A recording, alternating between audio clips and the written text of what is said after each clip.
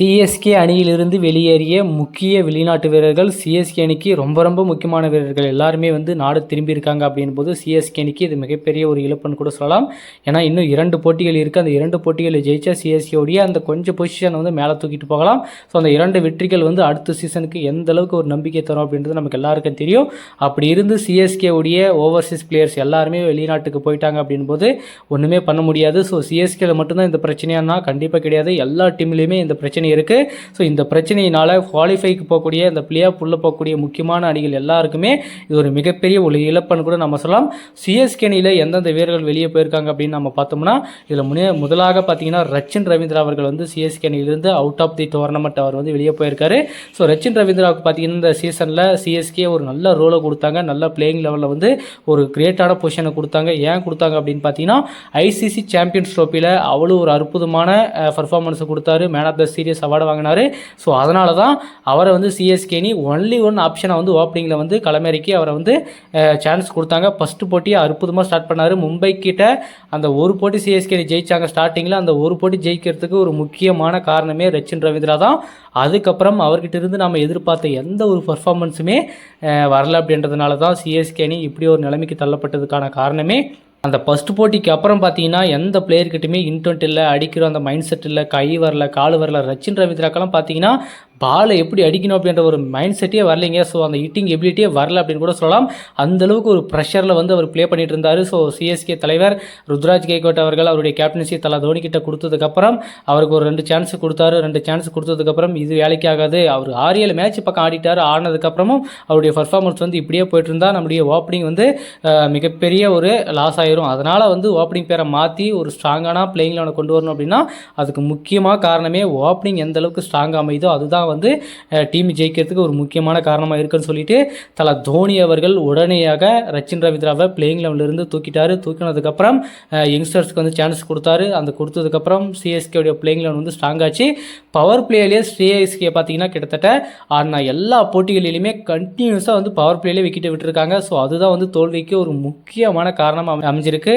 So அதனால தான் CSK அணி 9 போட்டிகள் தோல்வியை சந்திச்சிருக்காங்க. அந்த பவர் பிளேயில் மட்டும் விக்கெட் விடாமல் சிஎஸ்கே அணி ஆடி இருந்தாங்கன்னா அந்த இன்டென்ட் காட்டி இருந்தாங்கன்னா கண்டிப்பாக சிஎஸ்கே அணி டாப் ஆஃப் தி டேபிள் தான் இருந்திருக்கும். இந்த சீசன் சிஎஸ்கேவுக்கு ஒரு பேடான சீசனாக அமைஞ்சிருக்கு. ஸோ அதனால் நம்ம ஒன்றுமே பண்ண முடியாது. இப்போ ரச்சின் ரவீந்திரா அவர்களும் இந்த அவுட் ஆஃப் தி டோர்னமெண்ட் அவருடைய கண்ட்ரிக்கு அவர் கிளம்பிட்டார் அப்படின்ற மாதிரி ஒரு தகவல் வெளியாயிருக்கு. ஸோ அதனால் மீண்டும் அவர் ரிட்டர்ன் வரதுக்கான வாய்ப்புகள் ரொம்ப குறைவு. விசா ப்ராசஸ் அந்த மாதிரி ஏகப்பட்ட ப்ராசஸ் இருக்குது. ஸோ உடனடியாக திரும்பினோம்னா கண்டிப்பாக அதுக்கான வாய்ப்புகள்ன்றது ரொம்ப குறைவு. இவருக்கு அடுத்தபடியாக பார்த்தீங்கன்னா நம்ம Nathan Ellis Australian fast bowler கூட சொல்லலாம். ஸோ சிஎஸ்கே அணி ஒரே போட்டு தான் அவருக்கு சான்ஸ் கொடுத்தாங்க. அதுக்கப்புறம் பார்த்தீங்கன்னா அவருக்கு நிறைய வாய்ப்புகள் கொடுத்துருக்கலாம். ஏன்னா தேவையில்லாமல் நிறைய பேரை யூஸ் பண்ணாங்க, நிறைய பேருக்கு சான்சஸை கொடுத்தாங்க. அப்படி இருந்து நம்ம எதிர்பார்த்த மாதிரி ஃபாரின் பவுலர்ஸ்கிட்ட இருந்து ஒரு அக்ரெசிவான சப்போர்ட் யார்கிட்ட இருந்துமே கிடைக்கல. நாதன் எல்லிஸ்க்கு மேபி சான்ஸ் கொடுத்துருந்தா கண்டிப்பாக சிஎஸ்கே அணிக்கு ஒரு பக்கபலமான ஒரு பவுலராக இருந்திருப்பார். ஸோ அந்த சிஎஸ்கே அணி அந்த சான்ஸை மிஸ் பண்ணிட்டாங்க அப்படின்னு கூட நம்ம சொல்லலாம். ஸோ அவருடைய பர்ஃபார்மன்ஸ் ஆஸ்திரேலியன் டீமை பொறுத்த வரைக்கும் அவ்வளோ அற்புதமாக பண்ணி கொடுத்துருக்காரு. அப்படி இருக்கும்போது ஏன் சிஎஸ்கே அணி அவர் மேலே நம்பிக்கை வைக்கல அப்படின்னு தெரியல. ஜெமி ஓவர்டன் மீது வைக்கிற நம்பிக்கை நாதன் எல்லிஸ் மேலே வச்சிருந்தாங்கன்னா ஒரு 2 மேட்ச் கண்டிப்பாக நல்லா சேவ் பண்ணி கொடுத்துருப்பாரு. நல்ல பிச்சுடைய கண்டிஷனை பொறுத்து அவரை களத்தில் இறக்கியிருந்தாங்கன்னா கண்டிப்பாக சிஎஸ்கே அணிக்கு நல்லா இருந்திருக்கும். அந்த ஒரு விஷயத்தை அந்த இடத்துல அவங்க மிஸ் பண்ணிட்டாங்க அப்படின்னு கூட சொல்லலாம். அவங்க அந்த மிஸ் பண்ண அந்த ட்ரிக்ஸ் தாங்க மிகப்பெரிய ஒரு தோல்வியை சந்திச்சு கொடுத்துருக்கு.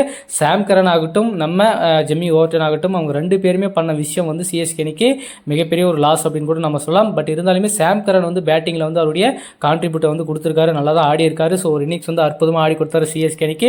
ஸோ அதனால் மேபி சிஎஸ்கே அணிக்கு அடுத்த சீசனில் ஒரு முக்கியமான பிளேயராக அவர் கண்டிப்பாக இருப்பார் அப்படின்றது சிஎஸ்கேவின் நம்பிக்கையாக இருக்குது. ஜெமி ஓவர்டனை சிஎஸ்கே அணி வைக்கிறாங்களா இல்லையான்றதை நம்ம போக தெரிஞ்சுக்கலாம். ஸோ இப்போதைக்கு அவருடைய பர்ஃபார்மன்ஸ்ன்றது நம்ம எதிர்பார்க்குற அளவுக்கு இல்லை அப்படின்னு கூட சொல்லலாம். இப்போ நாதன் எல்லிஸ் பார்த்தீங்கன்னா அவ்வளோ சூப்பராக போட்டுட்ருக்காரு. ஸோ ஆஸ்திரேலியாவுக்கும் ப்ளே பண்ணிட்டு இருக்காரு. ஸோ டொமஸ்டிக்கில் பார்த்தீங்கன்னா பிக் பேஸ் லீக் பார்த்தீங்கன்னா ஓபர்ட் அரிகான்ஸ்க்கு கேப்டன்சி பண்ணிட்டு இருக்காரு. நல்லா பவுலிங் பண்ணிட்டு இருந்தாரு, நல்லா கேப்டன்சி பண்ணியிருக்காரு. ஸோ நிறைய அனுபவங்கள் அவர்கிட்ட இருக்கு. ஸோ அப்படி இருந்து சிஎஸ்கே அணி அவரை யூஸ் பண்ணுறதுக்கு தவறிட்டாங்க அப்படின்னு கூட நாம் சொல்லலாம். அடுத்த 2 போட்டிகளில் அவர் இருப்பார் அப்படின்னு எதிர்பார்த்தோம். பட் இருந்தாலுமே அவசரமாக அவர் ஆஸ்திரேலியா கிளம்ப வேண்டிய ஒரு சுச்சுவேஷன். ஸோ அதனால் அவர் சிஎஸ்கே அணியில் இடம் பிடிக்கிறதுக்கான வாய்ப்புகள் ரொம்ப குறைவு அப்படின்னு சொல்லியிருக்காங்க.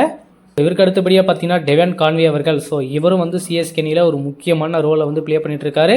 ஸோ இவர் வந்து வெளியே போயிட்டார் அப்படின்ற மாதிரி சொல்லிட்டு இருக்காங்க. ஏன் வெளியே போயிட்டார் அப்படின்னு பார்த்தீங்கன்னா சிஎஸ்கே கிட்டத்தட்ட அவருக்கு ஒரு 2-3 சான்ஸ் கொடுத்துருப்பாங்க. அந்த 3 சான்ஸ் வந்து ஒரு மேட்ச் 50 அடிச்சிருக்காரு, மீது 2 மேட்ச் வந்து ஃபெயிலியர் அப்படின்னு கூட சொல்லலாம். அதுக்கப்புறம் பார்த்தீங்கன்னா அவருக்கு அதிகமாக சான்ஸ் கிடைக்கல. மீதி 9 மேட்ச் வந்து அவர் வெளியே தான் உட்காந்துருந்தாரு. பட் இருந்தாலுமே அவர் வந்து டேரெக்டாக வந்து ஸ்டார்டிங்லேயே அவர் வந்து ஓப்பனிங்கே பயன்படுத்தியிருந்தாங்கன்னா கண்டிப்பாக சிஎஸ்கே அணிக்கு ஒரு மிகப்பெரிய ஒரு ப்ளஸ்ஸாக இருந்திருக்கும். ஸோ அவரை வந்து சென்டரில் பயன்படுத்துறதுனால அவருடைய கேமு அவருடைய அந்த ஃபார்ம்ன்றது அப்படியே வந்து கண்டினியூ ஆகிட்டு இருக்கு, ஃபார்ம் அவுட்டு. ஸோ சிஎஸ்கே அணி லாஸ்ட் மேட்ச்சில் பார்த்தீங்கன்னா அவரை வந்து ஓப்பனிங் இறக்குனாங்க. ஓப்பனிங் 2 பேருமே டக் அவுட் ஆகிட்டாங்க.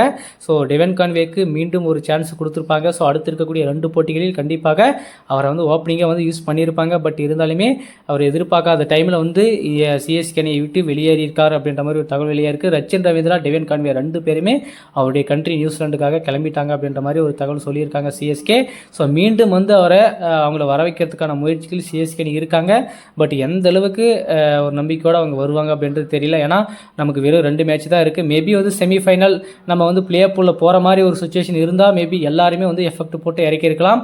ஸோ இப்போதைக்கு நம்ம வந்து இருக்கிற 2 போட்டியை இருக்கிற பிளேயிங் லெவனை வச்சு நம்ம ப்ளே பண்ணிட்டோம் அப்படின்னா அடுத்த சீசனுக்கு இவங்க எல்லாருமே களத்தில் இறங்கிக்கலாம் அப்படின்ற மாதிரி சிஎஸ்கே முடிவு பண்ணியிருக்காங்க.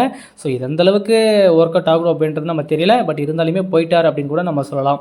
ஸோ டெவில் பிரேவ்ஸ் இவர் பார்த்தீங்கன்னா ஆல்மோஸ்ட் வந்து சவுத் ஆப்பிரிக்கா போயிட்டார். ஸோ அங்கே போயிட்டு அவர் என்ஜாய் பண்ணிகிட்ருக்காரு. ஸோ அதனால் வந்து கண்டிப்பாக வந்து மீண்டும் சிஎஸ்கே அணிக்கு திரும்புவதில் மிகப்பெரிய ஒரு சிக்கலை வந்து ஏற்படுத்தியிருக்கு. ஸோ சிஎஸ்கே அணியில் அவர் ஆடின 4 போட்டியுமே அவ்வளோ அற்புதமான போட்டியாக இருந்துச்சு. ரசிகர்கள் வந்து அவரை வந்து கொண்டாட ஆரம்பிச்சிட்டாங்க, வரவேற்க ஆரம்பிச்சிட்டாங்க. ஸோ நம்ம டீம்லேயும் ஒரு குட்டி ஏபிடி வில்லியர்ஸ் இருக்கான். ஸோ கண்டிப்பாக இனிமேல் வரக்கூடிய சீசன் அவருடைய பர்ஃபார்மன்ஸ் பார்க்கறதுக்கு எல்லா ரசிகர்களுமே ஆவலோட காத்துட்ருக்கு அப்படின்னு சொல்லியிருக்காங்க. ஸோ அவரும் வந்து பார்த்தீங்கன்னா சிஎஸ்கேவின் இந்த நம்பிக்கையும் ஆகட்டும், இந்த வரவேற்பாகட்டும், இந்த மக்கள் கொடுக்குற நம்மளுடைய அன்பாகட்டும் எல்லாமே வந்து அற்புதமாக இருக்குன்னு சொல்லிட்டு டெவில் பிரேவ்ஸ் அவர்கள் வந்து உருக்குமான பதிவை வெளியிட்டு தான் அதுக்கப்புறம் தான் வந்து சிஎஸ்கே டீமுக்கு வந்து தேங்க்ஸ்னு சொல்லிட்டு அவர் வந்து கிளம்பியிருக்காரு. பட் இருந்தாலுமே அவரை வந்து வர வைக்கிறதுல ஒரு முயற்சியில் தான் சிஎஸ்கே நிர்வாகம் இருக்காங்க.